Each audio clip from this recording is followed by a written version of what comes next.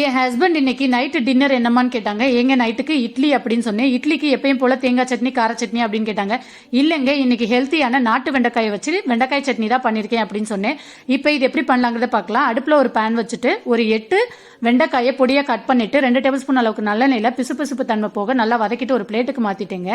அதுக்கப்புறம் மறுபடிக்கும் அந்த பேனில் 2 டீஸ்பூன் அளவுக்கு நல்லெண்ணெய் சேர்த்துட்டு 1 டீஸ்பூன் சீரகம், 1 டேபிள் ஸ்பூன் உளுந்தம்பருப்பு, 1 டேபிள் ஸ்பூன் அளவுக்கு கடலைப்பருப்பு சேர்த்து நல்லா பொன்னிறமாக வறுத்ததுக்கு அப்புறம் காரத்துக்கு 5 வரமிளகாய், 2 பல் பூண்டு, 2 துண்டு இஞ்சி சேர்த்துட்டு இது கூடவே 20 சின்ன வெங்காயம் சேர்த்து ஒரு சின்ன கொட்டாப்பாக்கு அளவுக்கு புளியும் சேர்த்து நல்லா வதக்கிட்டேங்க.